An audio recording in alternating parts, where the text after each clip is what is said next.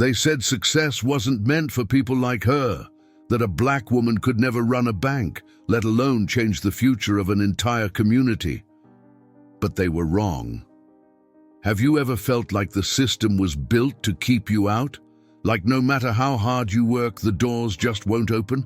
Now imagine someone who didn't just knock on those doors, she built her own. This is the story of Evelyn Carter, the woman who turned no into a revolution. The woman who gave power to the people who were never supposed to have it. And if you think this is just about money, you're about to see why it's so much bigger than that. Stay with me, because this story will change the way you see opportunity, power, and legacy. It was one of those summer afternoons in Langston, Louisiana, when the sun hung heavy in the sky, turning the air thick and sweet like molasses. Cicadas buzzed from the oak trees, their chorus mixing with distant laughter from kids playing ball in the dusty street.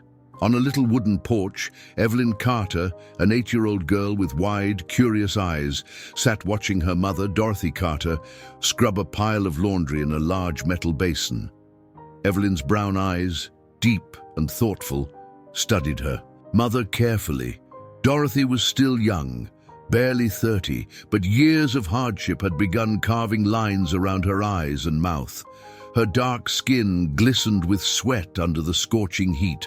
Her strong hands raw and cracked from relentless scrubbing. Dorothy's thick, curly black hair, usually neatly tied back, had escaped into small, damp curls around her forehead. She wiped her brow with the back of her hand, sighed softly, and smiled warmly at Evelyn. "You okay, Mama?" Evelyn asked softly, her voice gentle yet tinged with worry. "Just fine, baby," Dorothy answered, her smile reassuring, though Evelyn could sense the hidden fatigue behind it. "It's just a hot day, that's all." Evelyn jumped up and quickly ran into their modest one-room home, returning moments later with a cool glass of water.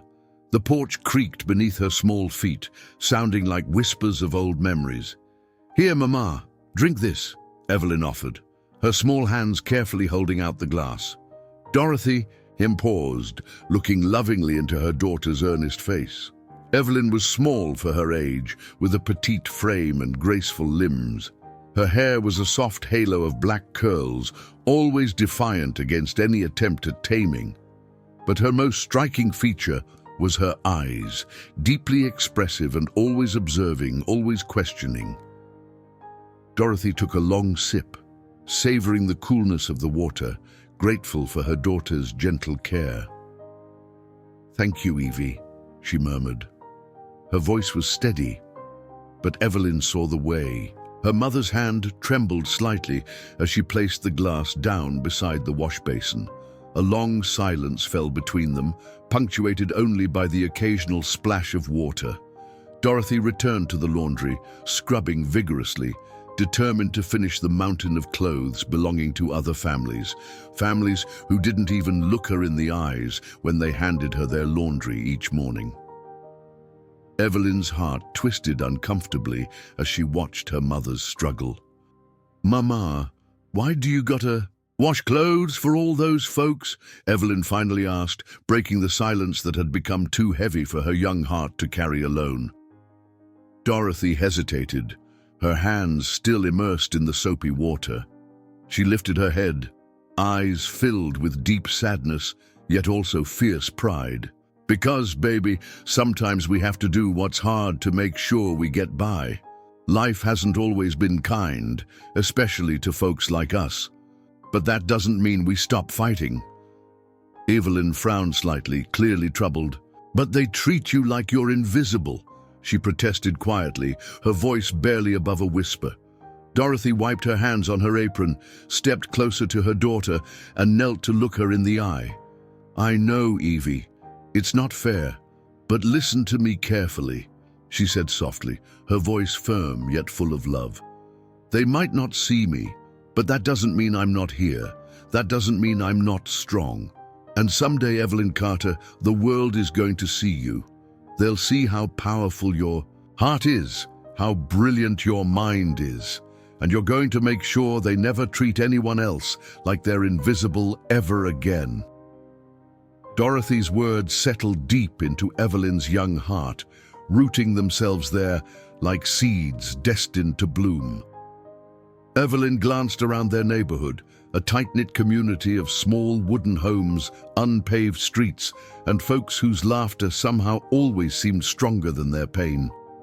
She watched old Mr. Johnson tending to his tiny garden, Mrs. Harris hanging, laundry of her own, and kids chasing each other carefree in their innocence. But Evelyn could also feel the invisible chains holding them all back, keeping them from truly being free. "Mama, I promise," Evelyn finally said, voice steady and sure, eyes burning with determination. "I promise I'll do something that makes a difference. I'll make things better for us, for everybody."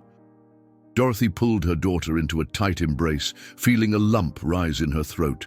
She knew the strength that lay hidden behind Evelyn's gentle demeanor, a quiet but fierce force just waiting to be unleashed. "I know you will, baby," Dorothy whispered, holding Evelyn tighter as if she could shield her from the world. "And when you do, remember to always hold your head high." As the sun dipped lower in the sky, painting it a fiery orange, Evelyn returned to her place on the porch, her small hands gripping the edge tightly. She stared out at the horizon, feeling a newfound fire burning in her chest. Watching her mother finish the laundry, still strong, still resilient, Evelyn silently vowed that she wouldn't let her mother's sacrifices go to waste. She didn't know yet exactly how she would do it, but in that golden moment on the porch of their tiny home, beneath the fading Louisiana sun, Evelyn Carter knew with unwavering certainty that her life would mean something extraordinary. And as the evening stars began to twinkle gently above, Evelyn's eyes sparkled with hope. Hope powerful enough to change not only her future, but the future of an entire community waiting to be seen. The candle's soft flicker cast long shadows across the worn wooden floor, illuminating the small room in golden light. The air smelled of wax, and the faint, lingering scent of soap from her mother's long day of work. Outside, the distant hum of the cicadas had faded into the cool embrace of night, leaving only the occasional whisper of the wind against the window pane. Evelyn Carter sat on the edge of their small cot, her legs folded beneath her, a book spread open across her lap. Her fingers, still small but steady, traced the words on the page as she mouthed them softly under her breath. The book, one of the few treasures her mother had managed to buy from a traveling peddler, was a second-hand copy, its pages yellowed and edges frayed. But to Evelyn, it was a doorway to a world far beyond Langston, Louisiana. Her mother lay in the corner of the room, her deep, rhythmic breathing signaling she had finally succumbed to exhaustion. The long hours of washing and wringing clothes had taken their toll, and even in sleep, Dorothy's face held the weight of unspoken worries. Evelyn, however, was wide awake. She couldn't stop reading, couldn't stop learning. It was as if each word on the page was a stepping stone, leading her somewhere greater, somewhere where she could be more than just a poor black girl from the South. She turned another page, her eyes widening as she read about the great men who built railroads, banks, and entire cities. Men who owned things, who controlled the things. She thought about the people in Langston, the ones who worked from sunrise to sunset but never seemed to get ahead, the ones who rented their land but never owned it, the ones who were always one missed paycheck away from losing everything. Evelyn clenched her fists. It wasn't just unfair, it was wrong. A knock at the door startled her. It was late, too late for visitors. She hesitated before sliding off the cot and tiptoeing across the floor. The door creaked as she opened it just enough to peek outside. "Evie," whispered a familiar voice. It was Samuel, her neighbor's teenage son. His face was barely visible under the weak moonlight, but she could see the worry in his eyes. "Come quick, it's my daddy." Evelyn slipped on her shoes and followed him into the night. The dirt path was cool beneath her feet, and the air smelled of damp earth. When they reached the Johnsons' house, the front door was already open, the warm glow of a lantern casting eerie shadows on the walls. Inside, Mr. Johnson sat hunched over a wooden chair, his hands gripping the sides of his head. His wife, Mrs. Johnson, was wringing her hands, her eyes red from crying. On the table in front of them lay a crumpled piece of paper. "What happened?" Evelyn asked, her voice barely above a whisper. Mrs. Johnson sniffled before answering. "The landlord raised the rent again," she murmured. "Says if we can't pay by next week, we gotta go." Evelyn's stomach twisted. She had seen this happen before. Families evicted with nowhere to go, their belongings thrown onto the street like garbage. The Johnsons had lived here for years, but they didn't own their home. And because they didn't own it, they had no power. Samuel clenched his fists. "They don't do this to white folks," he muttered bitterly. "They got banks. They got people who helped them buy land. What do we got?" Silence filled the room. Evelyn's heart pounded as she stared at the crumpled eviction notice. This wasn't just about the Johnsons. This was about her mother, about Mr. Harris down the street, about every black family in Langston that worked themselves to the bone but could never catch up. Her voice, when she finally spoke, was steady and sure. "One day, we'll have our own banks, our own businesses, our own land." Mrs. Johnson gave her a sad smile, the kind adults gave when they didn't want to crush a child's hope. "That's a beautiful thought, baby." But to Evelyn, it wasn't just a thought. It was a promise. She walked home that night with her mind racing, her fists clenched so tightly, her nails dug into her palms. Her mother had always told her to keep her head high, but Evelyn wanted more than pride. She wanted power. Not the kind that came from fear or force, but the kind that changed lives, the kind that made sure no family had to beg for a place to sleep. When she crawled back into bed, she didn't reach for her book. Instead, she stared up at the wooden ceiling, her mind already working. She didn't know exactly how yet, but she would figure it out, because the world had already decided who she was supposed to be. And Evelyn Carter had no intention of playing by its rules. The train station was alive with movement. The constant clatter of boots against wooden planks, the sharp hiss of steam as locomotives exhaled their smoky breath into the sky. Evelyn Carter stood on the platform, gripping the worn handle of her mother's old suitcase, its leather soft from years of use. The scent of coal and metal mixed with the aroma of fresh bread from a vendor nearby. But Evelyn's stomach was too tight with nerves to be tempted. She was leaving Langston. The thought had once seemed impossible, like trying to reach out and touch the stars. But now, standing on the verge of the unknown, the weight of it all pressed against her chest. "Evie?" Dorothy's voice came from behind her. Evelyn turned, meeting her mother's gaze. Dorothy Carter was not a woman who showed her emotions easily, but tonight, her dark brown eyes shimmered beneath the gaslights. The same hands that had washed laundry for half the town now reached up to cup Evelyn's face. "You're gonna do great things," Dorothy whispered. Evelyn swallowed hard, nodding. She didn't trust her voice to speak. The whistle of the train cut through the night, a sharp reminder that the moment had come. Dorothy pressed something into Evelyn's palm, a small, folded piece of cloth. Evelyn opened it, revealing a single silver dollar nestled inside. It wasn't much, but she knew how hard her mother had worked to save even that. "For when things get tough," Dorothy said. Evelyn clenched her fingers around the coin, her throat burning with unspoken words. "I'll make you proud, Mama," she finally whispered. "You already have." And just like that, the whistle blew again. The conductor called for final boarding, and Evelyn Carter stepped onto the train that would take her away from everything she had ever known. New York City, 1927. The first thing Evelyn noticed about New York was the noise. Langston had been alive in its own way.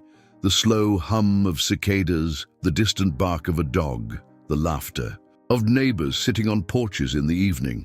But New York roared. The streets pulsed with energy, a current of people moving fast, always in a hurry, never looking back. Car horns blared. Men in suits rushed past without sparing a glance. Women in flapper dresses laughed as they ducked into taxis. Everything was bigger, faster, sharper. Evelyn tightened her grip on her suitcase, her pulse quickening. She had made it. But now, the real challenge began. Finding a job wasn't easy. Banks, law offices, department stores, everywhere she went, she was met with the same patronizing looks, the same dismissive words. "We're not hiring right now. We don't take women in this field. A colored girl. I think you'd be better suited for housework."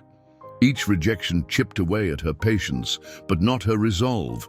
Evelyn refused to settle for anything less than what she came here for. Days turned into weeks. Her small savings from Langston disappeared fast.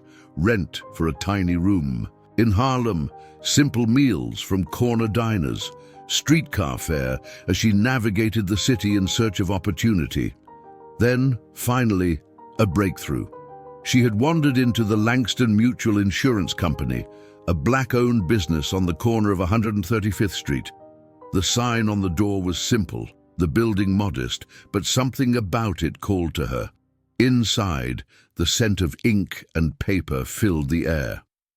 Behind the front desk, a tall man with graying hair peered at her over his glasses.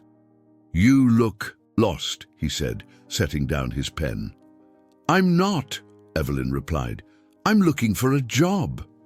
His eyebrow lifted slightly, impressed by her confidence. "And what makes you think I'm hiring?" "Because I read the newspaper this morning," she shot back. "And I know your company just expanded.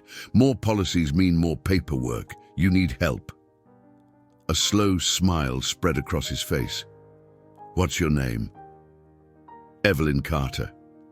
"Well, Miss Carter," he said, extending his hand. "Welcome to Langston Mutual." It wasn't a bank, but it was close enough. The education of Evelyn Carter Langston Mutual was more than just a job. It was a classroom. Evelyn spent every free moment absorbing knowledge, watching the way money flowed through the office, how policies were written, how contracts were negotiated. She studied ledgers late into the night, running her fingers over numbers, memorizing the patterns of finance. But what fascinated her most was who was being served. The clients who walked through. Their doors weren't rich. They were black families trying to build something of their own, a home, a business, a future. They came in hoping, praying that someone would believe in them enough to take a chance. And too often, the answer was still no. Even in a black-owned business, there were limits. Policies had restrictions, risk assessments were strict. A man with a dream of opening a grocery store might be turned away because he had no collateral. A woman wanting to buy her first home might be denied because her job as a seamstress wasn't stable enough. Evelyn saw their faces, the disappointment, the quiet resignation. She recognized it. She hated it. She wanted to change it. Late one evening, long after the office had closed, she sat alone in the dim glow of a desk lamp, flipping through a thick ledger. She traced the numbers with her fingertip, thinking, what if there was a way to create an institution that didn't just deny dreams, but built them? A bank. A bank that actually served the people who needed it. She exhaled slowly, her heart pounding. That was it. That was the answer. She didn't know how yet. She didn't know when. But one day, Evelyn Carter was going to build a bank, and nothing in this world was going to stop her. The city never truly slept. Even in the late hours, when the streetcars had slowed and the neon signs flickered against the dark, New York hummed with restless energy. Evelyn Carter sat by the small window of her Harlem apartment, staring down at the empty street below, her mind racing faster than the cars that had passed hours earlier. A notebook lay open on the table in front of her, its pages filled with numbers, scribbled notes, and half-formed ideas. The dim glow of the street lamp outside cast long shadows across the room, flickering against the edges of her thoughts like a whisper daring her to keep going. She tapped her pencil against the page, her brows furrowed in concentration. A bank. The idea had taken root weeks ago, and now it consumed her. She had spent enough time at Langston Mutual Insurance Company to understand the brutal truth. Money was power, and power was something black folks had been denied for far too long. It wasn't just about loans or business ventures. It was about ownership, dignity, and freedom. She had watched too many families walk away from that office with slumped shoulders, forced to accept rejection simply because the system had never been built for them in the first place. Evelyn had never been the type to accept things as they were. She needed to build something new. She exhaled, flipping to a fresh page in her notebook. What does a bank need? She started listing everything she had learned. Capital, money to start. Investors, people willing to believe in the idea. A charter, official approval to operate. A location, somewhere accessible for the community. Trust, the hardest part to earn, but the most important. She chewed on the end of her pencil. Where in the world was she supposed to get the money for this? Banks wouldn't give her a loan, not to a woman, and certainly not to a black woman. Investors, maybe, but they would need proof that her idea could work, and a charter. She had read enough to know that securing a banking charter was like trying to pull a star from the sky. The government would put up roadblocks, find reasons to deny her. But that didn't mean it was impossible. She just needed to prove that this bank was needed. A meeting that changed everything. A knock at her door startled her from her thoughts. It was nearly midnight. Who would be visiting at this hour? She opened it cautiously to find Mrs. Green, an older woman from down the hall, standing there clutching her purse, her face lined with worry. "Evening, Miss Carter. I hope I ain't disturbing you," she said, her voice shaking slightly. "Of course not. Come in." Evelyn stepped aside, suddenly alert. Mrs. Green entered hesitantly, glancing around the tiny apartment as if ashamed to be asking for help. She was one of the many hard-working women in the building, a seamstress who took in extra work just to keep food on the table. Evelyn gestured to the chair, but Mrs. Green remained standing. "I need to ask, you something?" the older woman said, gripping her purse tighter. "I heard from Mrs. Johnson that you're real good with numbers. You know about money." Evelyn nodded slowly. "I do my best.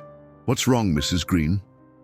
The woman hesitated, then finally sighed and opened her purse, pulling out a handful of crumpled dollar bills and coins. "This is all I got," she whispered. "And the landlord's raising the rent again. I don't have enough. But She paused, looking down at the money as if she could will it to multiply. "I was thinking, is there some way I could borrow just a little bit, just enough to get by till next week?" Evelyn's heart clenched. She thought of Langston Mutual and the people turned away every day because they didn't meet the strict financial requirements.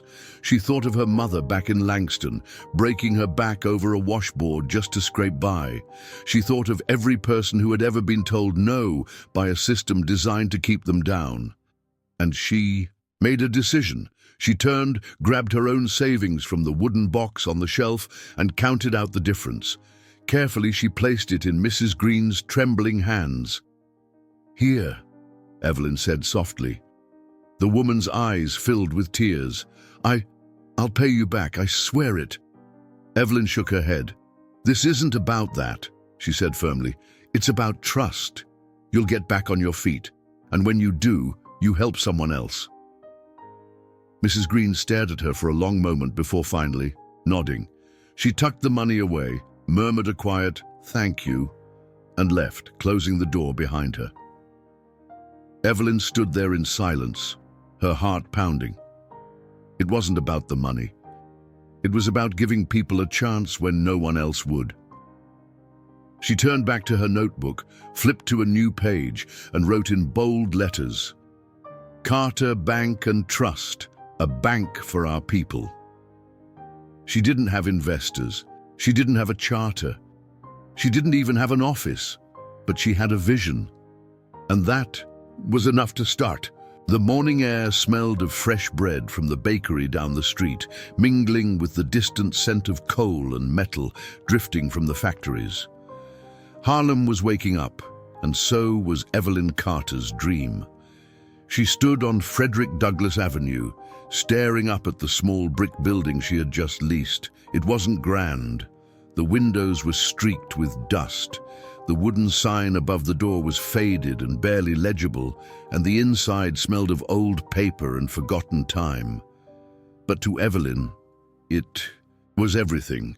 This was where it would begin, the first black-owned bank in New York City, founded by a woman.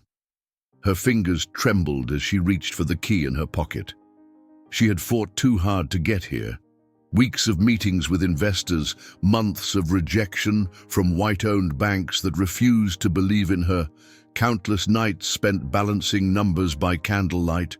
But she had done it. She had gathered enough backing from the community, black business owners, church leaders, and everyday people who believed in something greater than themselves.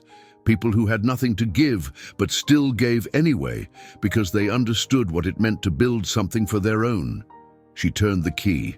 The lock clicked, the heavy wooden door creaked open, and Evelyn Carter stepped inside her future. Besturförens. The first few weeks were a blur of exhaustion and hope. The office had to be cleaned, the ledgers organized, the policies written.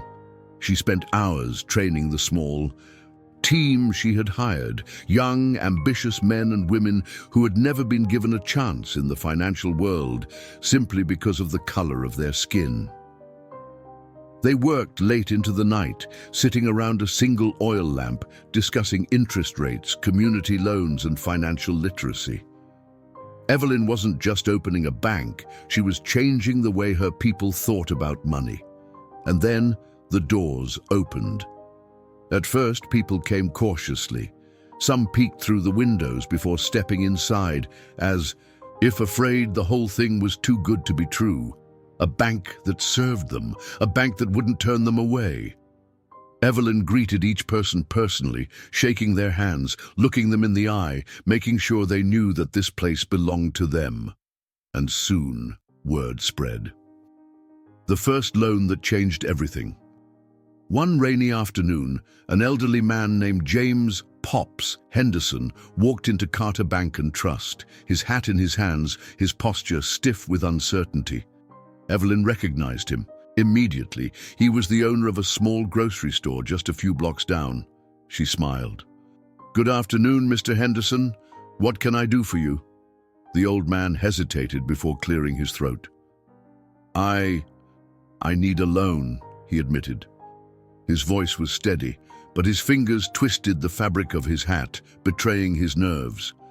Evelyn gestured for him to sit. "Tell me what you need." Pops exhaled heavily. "My store's been struggling," he admitted.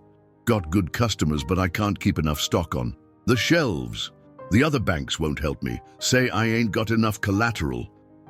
He looked down, his voice dropping. "I've been in business for 30 years, Miss Carter. 30 years, and they still don't think I'm good for it." Evelyn's jaw tightened. She had heard this story too many times. She reached for her ledger, flipping through the pages. She had studied his store before. She knew how much foot traffic he had, knew that he had built something strong, but had been kept from growing. Because the system wasn't made for people like him. She set the ledger down. "How much do you need?" she asked. Pops hesitated. $500. It was a risk. The bank was still new, every dollar carefully accounted for. But this was exactly why she had built this place. She extended her hand. "You'll have your loan by tomorrow morning." The old man blinked.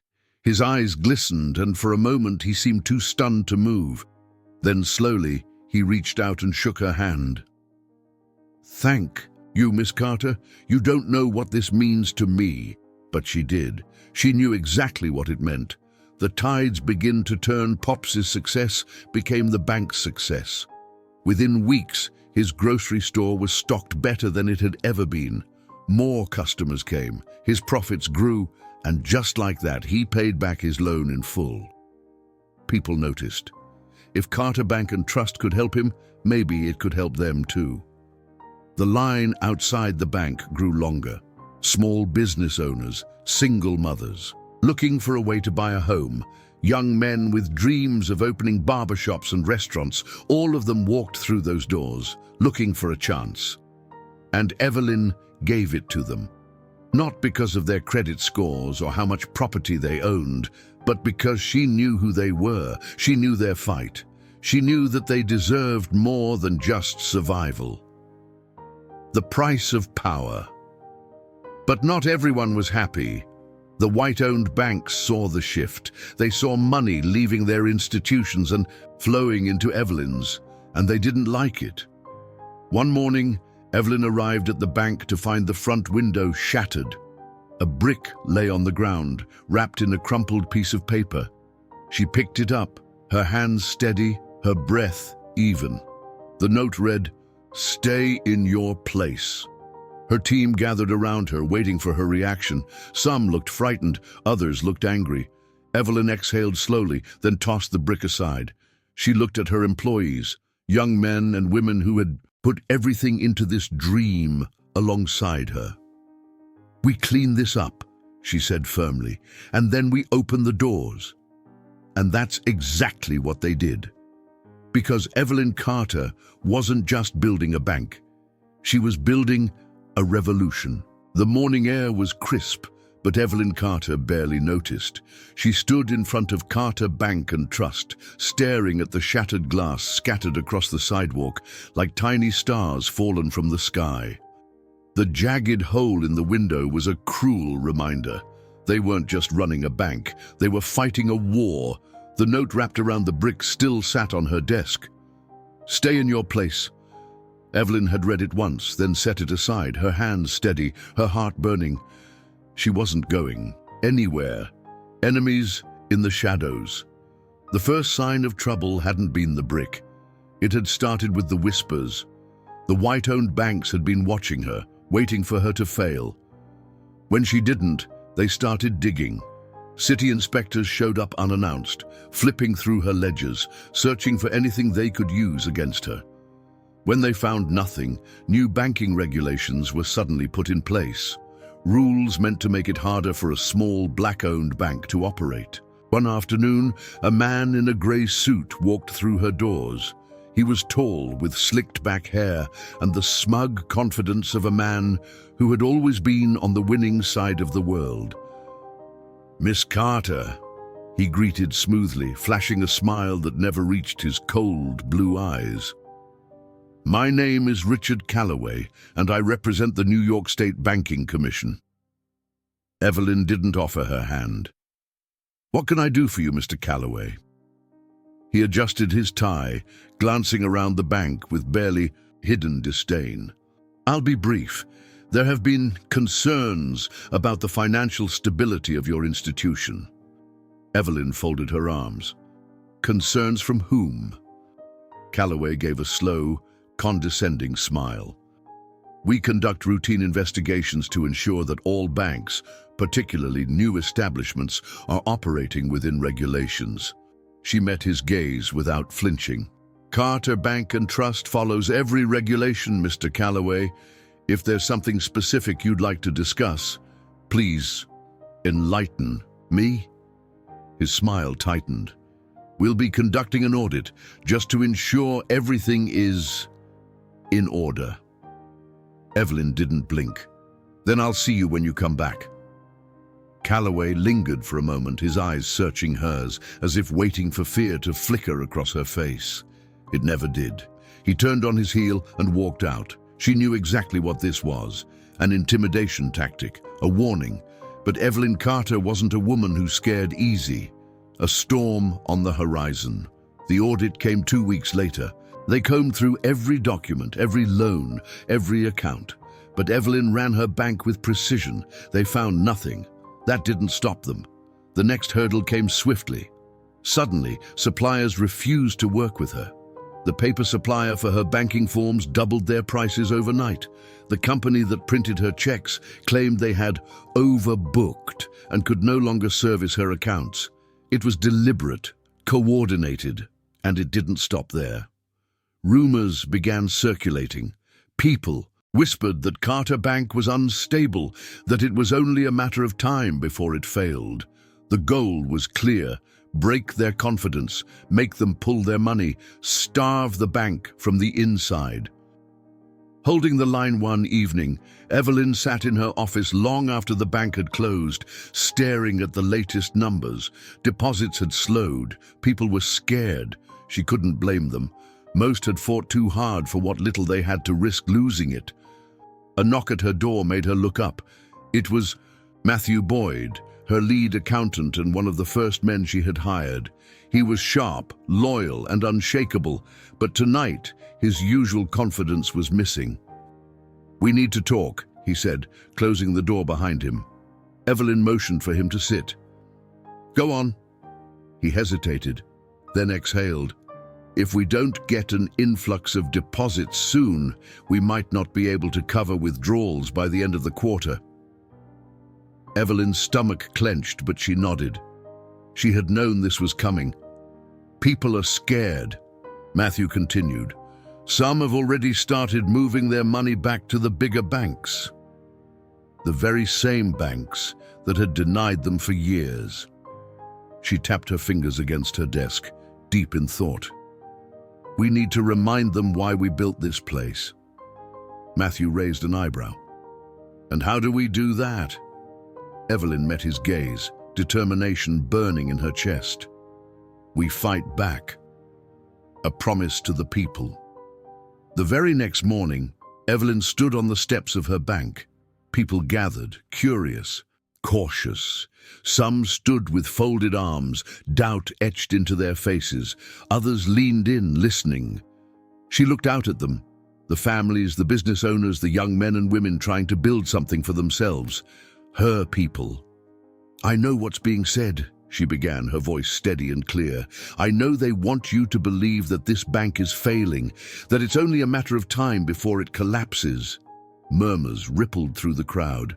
"They want you to be afraid. They want you to run. And if you do, they win." Silence fell. She took a breath. "But let me ask you something. When have we ever had it easy? When have we ever been given anything? If we want something, we have to fight for it, build it, protect it." She stepped forward. "Carter Bank and Trust isn't just a business. It's a foundation, a future.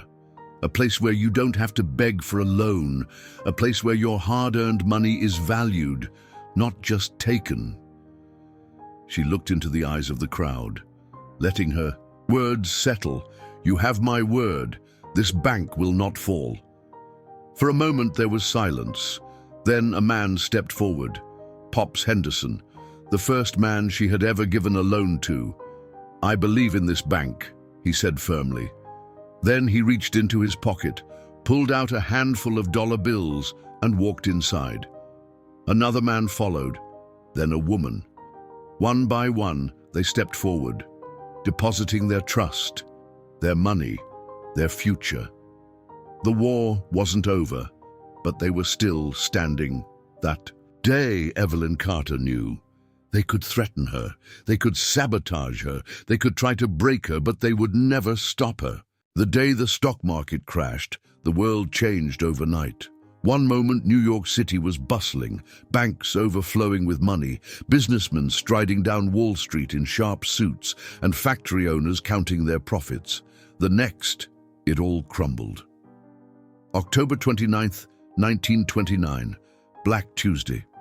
Evelyn Carter knew something was wrong before she even stepped into the bank that morning. The streets felt different, quieter, heavier. Men stood on sidewalks clutching newspapers with bold, terrifying headlines: "Market in free fall, banks collapsing, millions lost, America in crisis." She gripped the door handle of Carter Bank and Trust and stepped inside, her heartbeat steady but sharp. Inside, her employees huddled around a desk, whispering. Matthew Boyd looked up, his face pale. "It's bad, Evelyn," he said, "real bad." She had seen bad before. She had grown up in bad. But this was something new. Banks were failing across the country, big banks, white banks, the ones that had laughed in her face when she first tried to get a loan. But no one was laughing now. They were panicking, the first signs of the storm. By noon, people flooded the streets. Lines stretched outside the biggest banks in New York, men and women begging to withdraw their money. But the banks didn't have it. They had invested it in the stock market, chasing endless growth.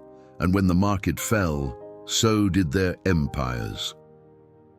Evelyn watched from her office window as people banged on locked doors, their voices thick with fear. "What do we do?" Matthew asked. Evelyn didn't hesitate. "We keep our doors open." He blinked. "But did we gamble away our customers' money?" she interrupted. "No, but then we have nothing to fear." She walked out onto the floor, her voice ringing clear, steady, unshaken. "Carter Bank and Trust is open for business," she announced. "Anyone who wants to withdraw their money, we have it." It was a simple statement. But in a city where major banks had shut down to avoid a run on funds, it was a revolution. Word spread fast. The bank that didn't fall. By the end of the week, Carter Bank and Trust was one of the only banks in Harlem still standing. People rushed in, not just to withdraw, but to deposit. Because they saw what Evelyn had built and they believed in it, the newspapers started calling it the Unbreakable Bank. And with that, Evelyn Carter did something no one expected. She expanded. While other banks were shutting down, she took every penny the bank had and bought property. She bought foreclosed homes from failing banks and sold them back to black families at fair prices with fair loans. She saw black-owned businesses struggling and extended credit when no one else would. Because Evelyn knew the truth. The system had never been built for them, but she was building something new. The backlash. She should have expected the retaliation. One evening, long after dark, Evelyn locked up the bank and started her walk home. The city was restless. Poverty had grown teeth, and desperation walked the streets like a hungry ghost. She heard the footsteps before she saw them. 3 men stepped out from the alleyway ahead, their faces shadowed beneath the dim glow of a street lamp. She didn't stop, didn't slow, but they did. "Miss Carter," one of them called. His voice was smooth, practiced. "A lady like you shouldn't be walking alone at night." Evelyn knew what this was. A warning, just like the brick, just like the audits, just like the rumors spread to shake her. She met his gaze. "A lady like me has walked through worse." The man chuckled. "That might be true, but you've been making a lot of powerful enemies." She stepped closer, her chin lifted. "Good." Something flickered across his face. Frustration, disbelief. Men like him were used to seeing fear. Evelyn Carter had none left to give. The man's smile faded. "You don't know when to stop, do you?" She took another step, now so close. She could see the scar along his jawline. "Neither did my mother." Silence. Then, without another word, he stepped aside, and Evelyn walked through. The revolution would continue. By the time she reached her apartment, her hands were steady, but her blood ran hot. They wanted her afraid. They wanted her to break, but Evelyn Carter had already decided she would never stop. The air was thick with the scent of ink and old paper, the quiet hum of voices filling the bank like a steady rhythm. Evelyn Carter sat behind her desk, her pen gliding across a ledger, the weight of responsibility pressing against her shoulders. Carter Bank and Trust had survived the Great Depression, not just survived, thrived. While other banks had crumbled, hers had endured. While families had been evicted, she had helped them buy homes. While businesses had shuttered their doors, her loans had given them new life. And now Carter Bank and Trust wasn't just a bank, it was a movement, but movements came with enemies. The betrayal of brothers. The first blow didn't come from outsiders, it came from within. One afternoon, Matthew Boyd, her most trusted accountant, stood in her office, shifting uneasily as he cleared his throat.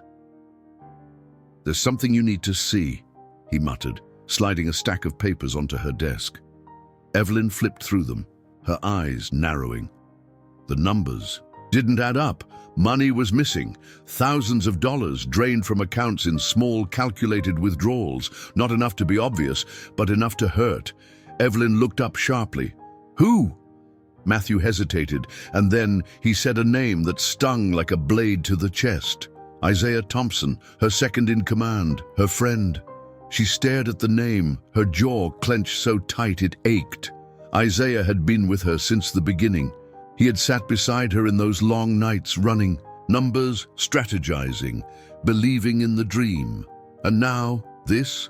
She wanted to deny it, wanted to believe there was some other explanation. But the numbers didn't lie, and neither did the paper trail.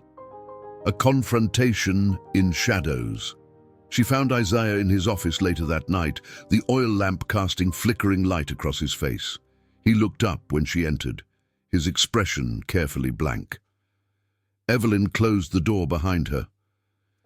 "Tell me it's not true." He didn't answer. "Isaiah," she pressed, her voice low, steady, dangerous. "Tell me you didn't steal from our own people." His jaw tightened. "It's not what you think." "Then explain it to me." He exhaled, rubbing a hand over his face. "You don't get it, Evelyn. We're fighting a rigged game." His voice was sharp, bitter. "You think these people care about us, about this bank? You think they're gonna let us keep winning?" She stared at him, her pulse pounding. "So you thought stealing was the answer?" "I took what we deserved," he snapped. "You don't see it, but they're waiting for us to fall. They're waiting for you to make one mistake." He stood, his shadow stretching long against the wall. "I was protecting us." Evelyn felt something inside her crack, not just anger, but heartbreak. "By becoming exactly like them?"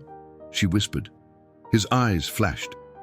"By making sure we survive." She let the silence stretch between them, the weight of his betrayal pressing down on her. Then, finally, she spoke.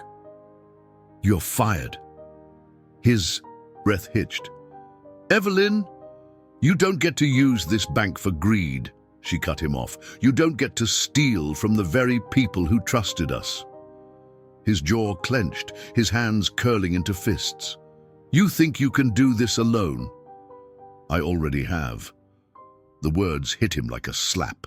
He stared at her, his eyes dark with something unreadable. Anger, regret, maybe both. Then, without another word, he grabbed his coat and walked out. Evelyn watched him go, her heart pounding, her stomach twisting. Success had a cost, and tonight she had paid it, the unseen threat. But Isaiah wasn't the only one plotting against her. The white bankers, the ones who had laughed at her, dismissed her, sabotaged her, were growing restless. She was winning too much. She had outlasted the depression. She had built a system where black families didn't need them anymore. And that made her dangerous. Late one night, an envelope arrived at her apartment. Inside was a single piece of paper. A lawsuit. They were trying to shut her down. She exhaled slowly. Let them try. She had fought her whole life for this, and she wasn't done yet. The weight of the lawsuit sat heavy in Evelyn Carter's hands. The thick stack of papers, filled with legal jargon designed to intimidate, was nothing more than a weapon, a final attempt to break her. She had expected this. Success had never come without a fight. Sitting at her desk in the dim glow of her office lamp, she flipped through the pages, her fingers steady. They wanted her out. The lawsuit claimed Carter Bank and Trust had been reckless in its lending, that her bank posed a financial risk to the community. The irony was laughable. The same men who had denied loans to black families for generations were now calling her reckless for doing what they refused to do, giving people a chance. A sharp knock on her office door made her look up. Matthew Boyd stepped in, his face tight with concern. "It's all over the papers," he said, dropping a copy of the New York Herald onto her desk. The headline glared at her. "Carter Bank under fire, financial instability or political target?" Evelyn scanned the article, her stomach twisting. The white-owned banks were fueling the fire, feeding reporters' lies. They wanted people to believe Carter Bank and Trust was failing, that keeping money there was a risk. She exhaled, forcing herself to stay calm. "How bad is it?" Matthew hesitated. "Some withdrawals. A few clients are scared, but most—" He gave her a small, tired smile. "Most are standing with us." She leaned back in her chair, pressing her fingers to her temple. They were trying to starve the bank, force a run. If enough people pulled their money out, it wouldn't matter how strong they were. The bank would collapse. Evelyn looked at Matthew. "Then we remind them why we're here." A promise to keep that. Sunday, Evelyn stood before the congregation at Mount Zion Baptist Church, the oldest black church in Harlem.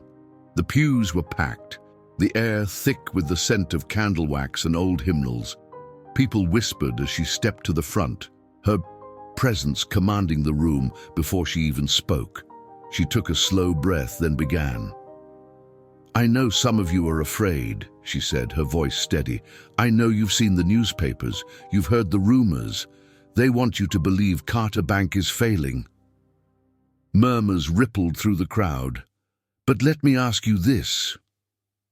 Evelyn scanned the room, her gaze locking onto familiar faces. The barber who had opened his shop with a loan from her bank. The mother who had bought her first home. The grocer who had nearly lost everything during the Depression until she had stepped in. "Has this bank ever failed you?" Silence. Then a voice from the back. "No, ma'am." She nodded, her heart pounding. "And we won't start now." She stepped closer, her voice rising. "I built this bank for us because I know what it's like to be told no. To be told we're not worth the risk. To be denied the right to own, to build, to dream." A few people nodded, murmuring their agreement. "But this bank doesn't belong to me," she continued. "It belongs to you. Every loan we've given, every house you've bought, every business that has flourished, it's because you believed in something bigger than fear." She took a breath, let the weight of her words settle. "So now, I'm asking you, do you still believe?" A pause. Then one by one, they stood. Old men, young mothers, shopkeepers, teachers, all rising. And that was when Evelyn knew. They wouldn't run. A line that wouldn't break the next. Morning, the bank was full. Not with people withdrawing their money, but depositing it. Some gave what little they had. $5, $10, a handful of change. Others came with thousands. It didn't matter the amount. What mattered was the choice. The community had made its decision, and it had chosen to fight. The final move. The lawsuit still loomed, but Evelyn wasn't backing down. With her lawyers at her side, she walked into the courtroom 2 weeks later, not just as a defendant, but as a force. The banks had underestimated her. They had underestimated all of them. They thought they could crush her with fear. But fear had never built anything. Carter Bank and Trust would stand, and so would she. The courtroom was packed. Reporters lined the walls, their pens scratching against notepads. The air buzzed with anticipation. Everyone wanted to see how this would end. Evelyn Carter sat at the defense table, her hands folded neatly in front of her. She wasn't nervous. She wasn't afraid. She was ready. Across the room, the lawyers representing the white-owned banks whispered among themselves, their suits crisp, their smirks smug. They thought they had already won. They thought Evelyn Carter would break, but they had forgotten who she was. The judge, an older white man with deep lines of skepticism carved into his face, cleared his throat. "Miss Carter," he said, adjusting his glasses, "your bank has been accused of financial misconduct, of issuing loans irresponsibly, of putting this community at risk." Evelyn stood. Her presence commanded the room.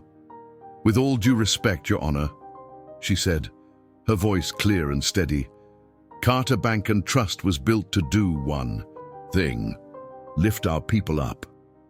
The courtroom fell silent. She stepped forward. "For years, the banks that accuse me of irresponsibility have refused to lend to black families. They've denied us home ownership. They've denied us business loans. They've kept us in a cycle of poverty." She turned, facing the rows of spectators, her community. "But Carter Bank and Trust has given hundreds of families a chance, a home, a future. We have done nothing reckless. We have done what should have been done, long ago."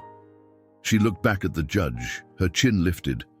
"So I ask you, who is really putting this community at risk?" A murmur spread through the room. Even the judge looked momentarily shaken.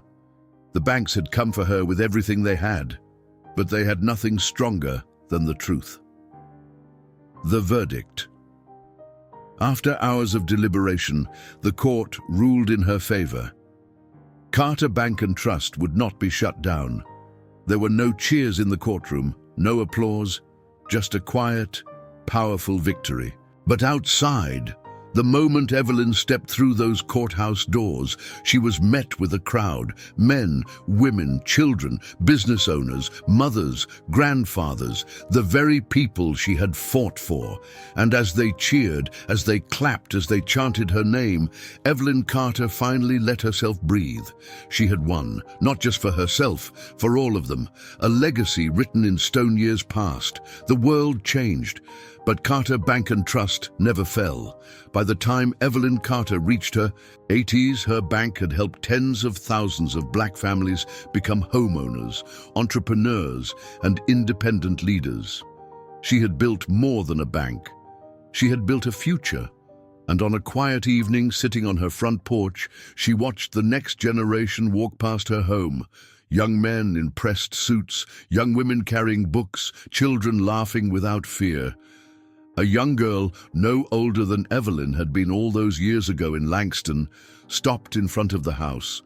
She looked up at her mother. "Mama," she whispered, "one day I'm going to be just like her." Evelyn smiled, and just like that, the cycle of transformation continued. Evelyn Carter didn't wait for permission. She didn't wait for the system to change. She became the change. She built something that outlived her. Something that gave power to those who were never meant to have it. Now ask yourself, how many times have you been told no? How many doors have been closed in your face? And more importantly, what are you going to do about it? Are you waiting for someone to give you an opportunity, or are you ready to create your own?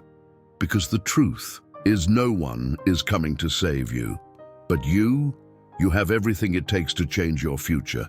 Tell me in the comments, what's one thing you've been afraid to start? What's been holding you back? Let's talk about it. And if you want more stories that challenge the way you think, inspire you to take action, and push you towards something bigger, subscribe to the channel and turn on notifications. Because trust me, This is just the beginning.